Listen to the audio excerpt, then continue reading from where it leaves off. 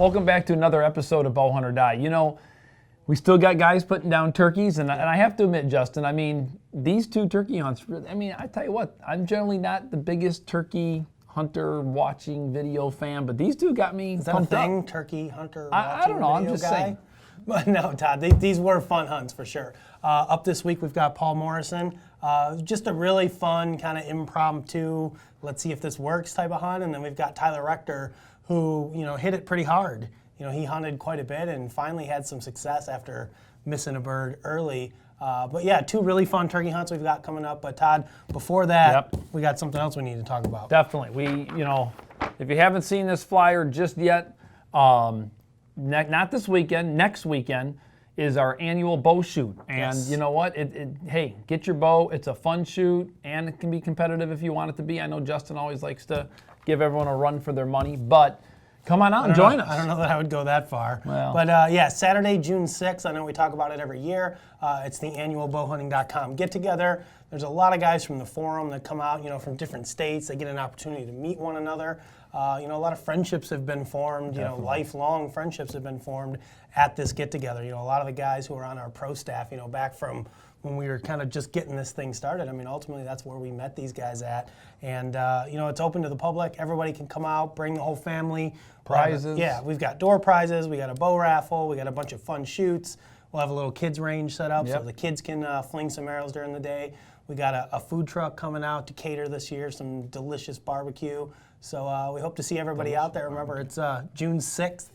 If you guys want more information, you go to bowhunting.com/cabin fever. It's got all the information on the where, the why, the when, the who, all that good stuff. And he makes fun of some of the stuff that I say, the where, the who, the when. Anyhow, with that being said, let's dive into the turkey hunts. So here we go.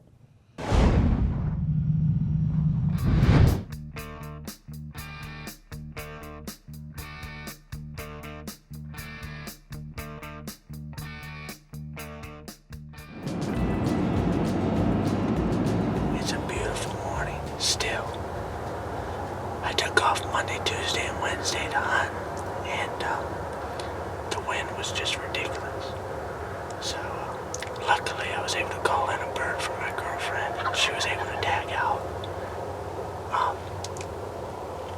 We're working for this awesome guy. I work construction, and every day we've been seeing turkeys strutting in his field.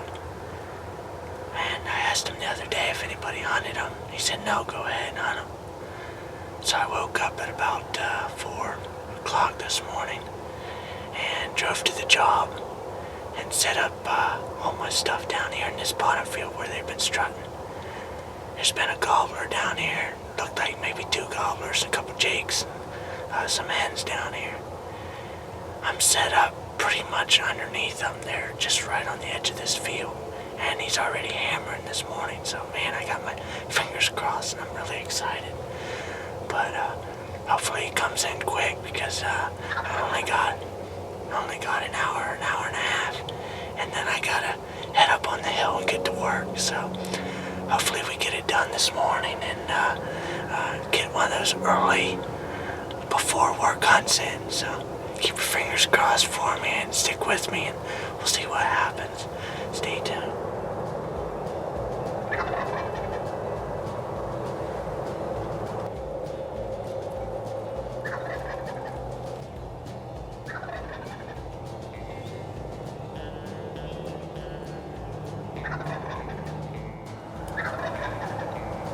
Man, he is hammering on the roost right now. This is the first time I've been able to see them on the roost and get video of them gobbling on the roost. This is awesome. Man, I hope he just flies right down here and waits about maybe 10 minutes so we have better light.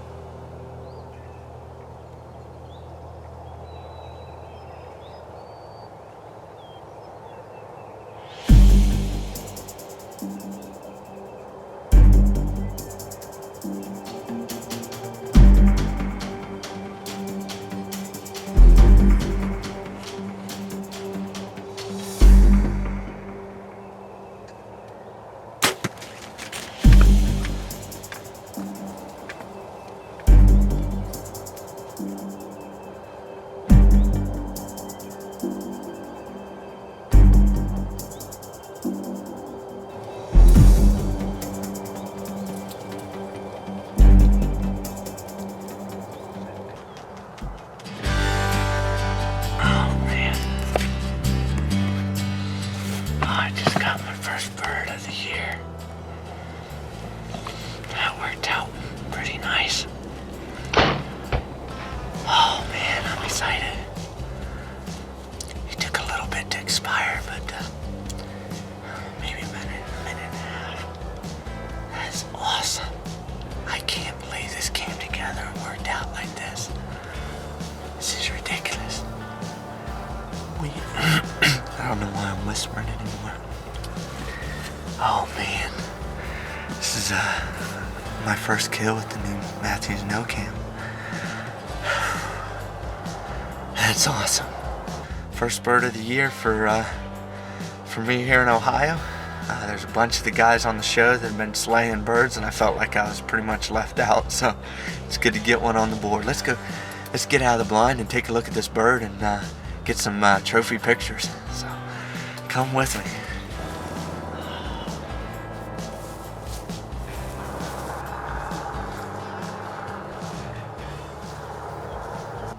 Look at this baby. Got an 8-inch beard on him, 8, maybe 9-inch beard. Beautiful color to him. Just a really nice eastern gobbler. Oh, thanks for watching. Hope you guys enjoyed this hunt as much as I did. I've got to get some trophy pictures real quick and then get to work. But couldn't ask for a better hunt. Starting off our season 6, I believe it is, of Bowhunt or Die. And 2015 looks like it could be a good year again. So stick with us. Before too long, we'll be in the deer stand chasing those big whitetails like we love to do. So Bowhunt or Die.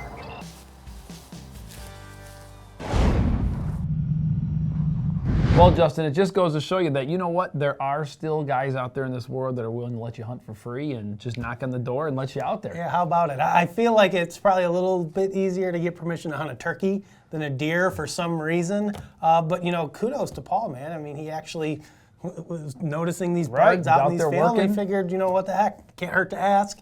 Guy lets him go out there. I mean, not only does he take his blind out there and his chair and his decoys, but he's got a stick and pick with a stealth cam on it. I mean, he brought everything out there with him, and game face. And it couldn't have worked out any better. I mean, filming the bird in the roost, flies down, comes in, shoots him. Awesome footage. Textbook turkey hunt. Yeah, definitely. So I had this question earlier. Todd and I were talking. So as Paul's carrying all this stuff out in the field, right? I mean, it's dark. But the turkey's, what, 100 yards from him, it looks like? 150 yards in a tree. Clearly he doesn't see Paul. Otherwise he would have just, I don't know, never flown down out of the tree or gone the other way. I don't know anything about turkeys. But is the thing sleeping in the tree during the middle of the night? They go to sleep. You know, For some reason, I always just picture them awake all night long. My lizard closes his eyes and goes to sleep in the tree. So how does the turkey not fall out of the tree is the question. Well, I mean, I think if anything, they need to start selling safety harnesses. They wear a turkey safety system is the answer to the question. But I'm not sure what kind of market's available for that. But anyhow, yes, Justin, they do take a snooze. I mean, all animals do take snoozes. Come on now. I don't ever sleep. I'm always working. Oh, yeah, here we go. Todd never lets me sleep. Yeah, we're going to go right into that now. All right, let's move on. What do we got next? We got next up, Tyler Rector. Yes. Down here in central Illinois. His game face is always on. Tyler's another one of those guys that does a lot of those early morning hunts. You know, hunts right close to home. He hit the turkey hunting pretty hard this year and had a couple cool hunts, so let's check those out now.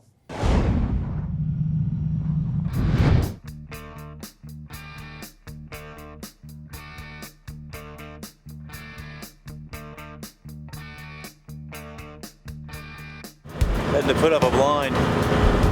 It's freezing cold. Hopefully these turkeys won't mind. It's really cold and windy. Alright guys, well it's April 20th here. Illinois, second season for turkeys. We're on a farm of ours and didn't really think there'd be too many turkeys here this year since we had it logged, but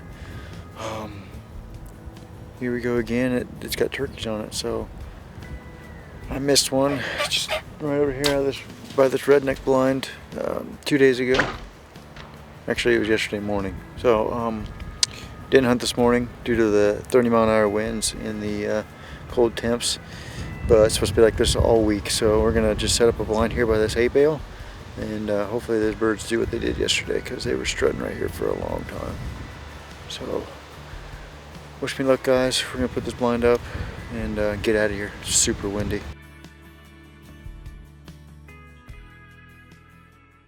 Alright guys, well, birds are going nuts, but they're right behind me, which is not good.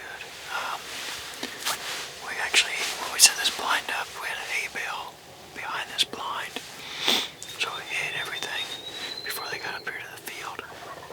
Well, the hay bale's gone, along with my cameras.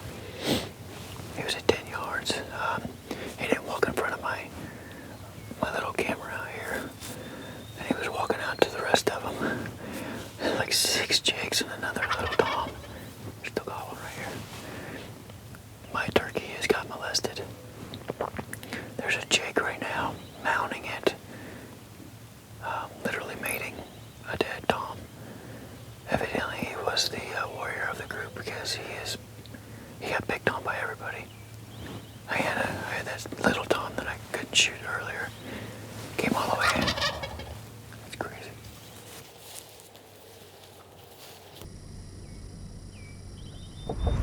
All right, guys. Well, here we are.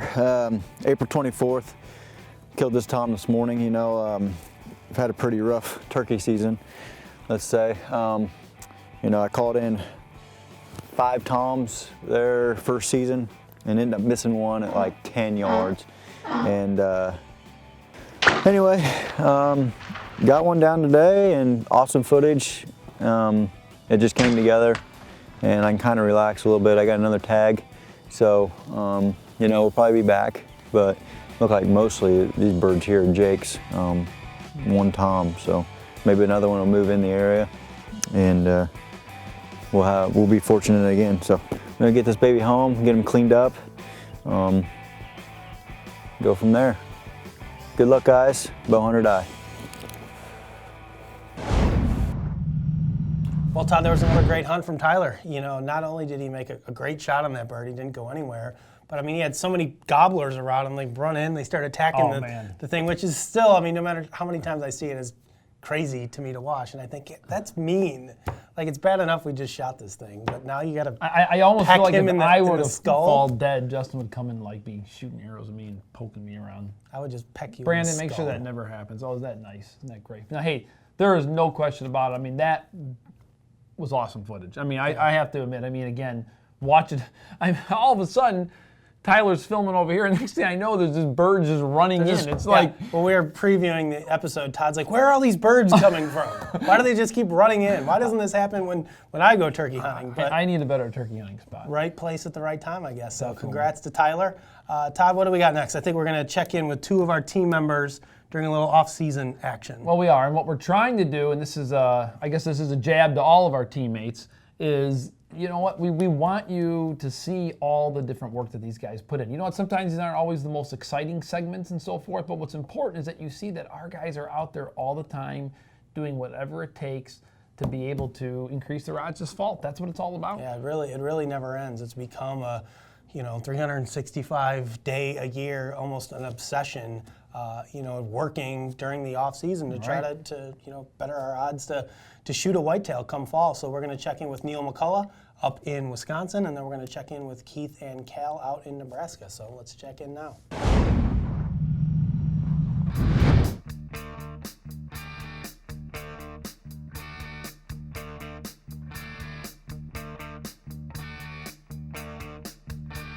All right, today is April 15th. It's a nice spring morning, probably 45 degrees.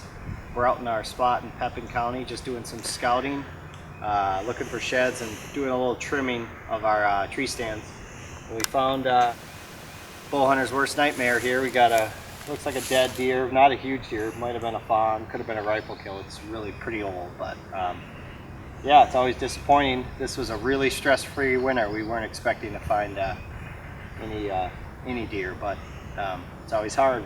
Life is tough in the whitetail woods, so we're gonna scout around today, see what we can find, trim out a few trees, and have a good time. So, bow hunt or die. Well, this looks like another deer carcass. You don't see any skull or bones or anything, but definitely another deer. I don't know if it's coyotes or what, but that's kind of a bummer. We found now 2 different spots where it looks like a deer died. So I don't know. It's a good and a bad thing about this time of year. You can see a long way and look around, but shoot, this looks like another good deer that died. Keep hiking around here, see what we can find.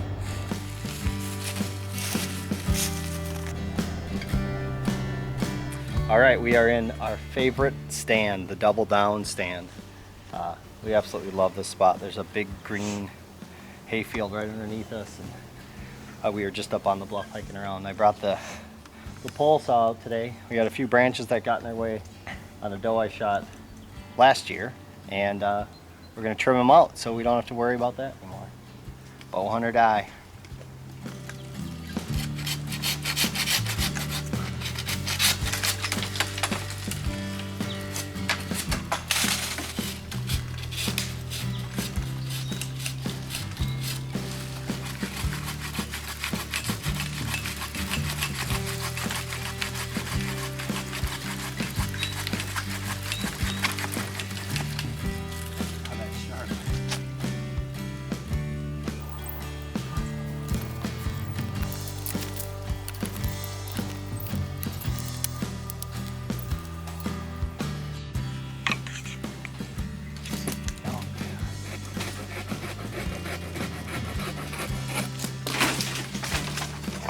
Truck.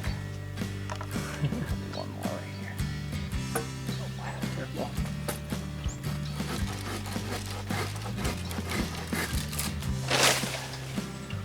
This is what we call the T-stand. We got it sawed and cut out today with our wicked saw. That thing is razor sharp, and all it took, we had to cut 3 or 4 branches. We'll do one more from the bottom here, but I love a stand when you're hunting a certain area where you have a big branch that cuts your shooting lane in half. because when deer come through, it's just a good tip. You have all of the, all the action in front of you blocked, and then you can get the deer on either side of you. It gives you a chance to draw and get ready.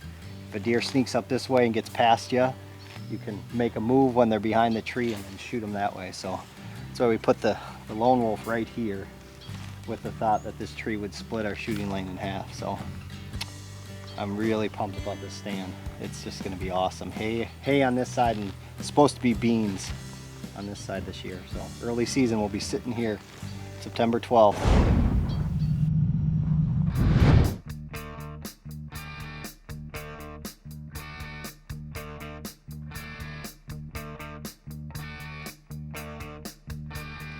Hi, Cal Griffiths here, updating you on our food plot. We went and dissed it. My landowners went and dissed it again a second time. Looks really good right behind me here. It's the only really good spot up on top of the ridge without too many rocks. Plus, there's going to be some cattle up here, so we're going to fence this area off. It's sort of a test case for us. Also, just as a note, I shot my turkey here last year, and it also connects to the trail down below us where we're going to put all the other food plots here from Heartland Wildlife. I got Rackmaker up here, and we're going to give that a try and see how it goes.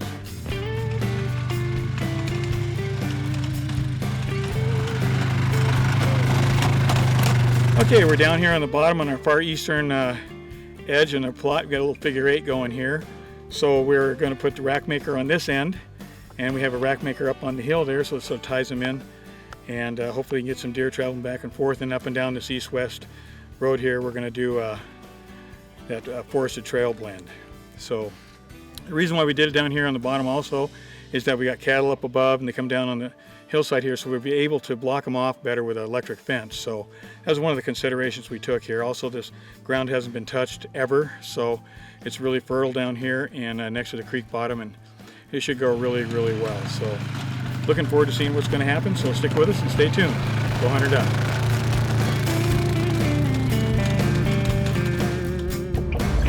All right, Keith and I just popped out of our ground blinds in between rain showers. As you can see, it's been really good for the food plots, but not too good for our turkey hunting. So we're looking forward to seeing how they grow. It's been 2 weeks and they're already an inch high, looking really good. We've got this eastern half blocked off with the electrical fencing, so keeping the cattle out. Pro forage on this side here, right behind me, and then we've got some forested trail blend. Then we've got some Rackmaker down at the end there. We just got done fencing in the Rackmaker up on top of the hill there, and we'll see how that goes and keep the cattle out. And we haven't fenced in the eastern half yet to see how the cattle are going to interact with those food plots. So stay tuned, see how it goes. Bowhunter Die. You know, sometimes we think about all the different work that we put into our stands, Justin, and food plots, by watching both, Cal and Keith working on their spots. And I mean, sometimes you forget it's not just about the food plots. It's not just about trimming extra lanes for the different tree stands you have. It's all the other things. I mean, I know this last weekend you were working on a better entryway through that creek to be able to kind of hide some of your scent and be able to slip into that one stand that you've got better. It's not sometimes the obvious things we think of. Yeah, and I mean, this is something that I actually will show you guys in an upcoming episode, but a lot of what I've been doing here recently is where I'm hunting here in northern Illinois. One of my farms that I'm on is just completely infested and overrun with invasive buckthorn, which is just an absolutely terrible plant. I wouldn't wish it on my worst enemy, but it's gotten so thick to the point that the deer are having a hard time getting through it. So what I've been investing a lot of time, and I've probably got 20 hours into, is just going out and trimming trails, opening up some of these trails that are just so overgrown so the deer can actually start using areas of the farm that they used to use. Sure. And I've got stands in there, but the deer just aren't there anymore. So I'm trying to get these deer to come back in there. But it is all these things that we do during the off season. And, it's encroaching on June, so, things are pretty darn green. It's starting to get warm, but it's not, unbearable yet. I mean, if you guys can get out and do that work now, you're going to save yourself. I mean, come July and August, that is the last place you want to be, is out in the woods. Yeah, and speaking of that buckthorn too, Justin, I mean, don't forget, it is important to cut that stuff and clear the trails, but you got to also remember to spray it too. I mean, you want to once you cut it off, you need to really be spraying. Yeah, if you're trying those to, if stumps. you are trying to kill it. Yeah, Yeah, because otherwise it's absolutely. just resprouts even more aggressive and even faster. So remember, log on to our forum. I'm sure there's somewhere that we mentioned what type of spray to use. If not, I'm sure this will be a great post that we'll get started on how to properly actually get rid of buckthorn. And another thing that I'm not going to let Neil off the hook on. I mean, I have to admit, I was watching Neil's episode there, and there was a little bit there where I'm sitting there scratching my head going, I don't know what he's talking about, but... Wait, I know what he said. He wanted to cut his shooting lane in half, Right, which means he has half of the shooting opportunities that he would normally have. Right. For Seems me, I want to reasonable, have right? as many shooting opportunities around my tree as possible. I do agree that there are... I mean, you don't want to do so much cutting around your stands to where you're just sticking out, in the middle of the open, right? I mean, and it is nice to have those spots where you can kind of go to full draw on a buck or doe, whatever you happen to be shooting, to be able to have that, you cover, if you will, to be able to do that. But you got to be careful because then that big branch coming out, I mean, sometimes they come from behind you and they just walk those straight out, and there's nothing you can do. I had that exact thing happen to me, I don't know, 5 or 6 years ago. Probably 145-inch 10. I mean, he was coming right up, and it's like. Oh, I'll show you the footage if you want to see. I mean, he was coming right up. All he had to do was keep walking in front of that branch, but it was almost like he knew, and he just turned and kind of quartered away. But he stayed underneath that branch the whole way, and I could never get a shot at him. When it was after that, I took the saw out and I cut that branch down. So let's hope that doesn't happen to Neil with his decision to leave And that we branch couldn't see there. the whole picture there. The camera guy never really showed us the whole. The whole shot there, but I mean, hopefully he has a shot to the left there, because all you could see was the shot to the right, the big branch. So hopefully he's got something to the left to where if the deer was moving, either left to right or right to left, he could use that one spot to come the full draw. I'm fine with that, but you better make sure you have both those spots covered. Well, we'll have to see how this all plays out come October up there in Wisconsin. So that's all the hunting and off-season action we've got for this episode. Of course, I'm going to take a couple seconds to thank the people who sent in their trophy photos for this week's episode. Jay Glazewski, Jeffrey Winkler, Jesse Jaworski, Chris Henderson, and Shane Clunan. Hey, congratulations, everybody. Those are some great trophies. Remember, if you want to see yourself right here in an episode of Bowhunt or Die, all you've got to do is email your photo to info@bowhunting.com.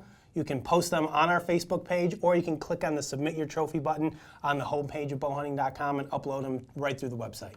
So, Todd, that's all we've got for this week. Before we go, we want to mention one last time. June 6th. I mean, grab your bow, grab the family, come on out and shoot with us. I mean, it's an all-day fun event, so we hope to see you there. Yeah, we hope to see everybody out this year, Saturday, June 6th at Coon Creek Hunt Club, Garden Prairie, Illinois. And we'll see you guys again in 2 weeks right here on Bowhunt or Die. In the meantime, don't forget to check out facebook.com/bowhunting for daily updates, news, photos, and other exciting information. We want to hear your opinions and your stories, so join us now and like us on Facebook. Jay Glazewski. Jeff Winkerman. No, that's something. Jeffrey Winkerlin. Jay Glazewski. Jeffrey Winker. What's the name? Winkler. Got it. Winkler. Jeffrey Winkler.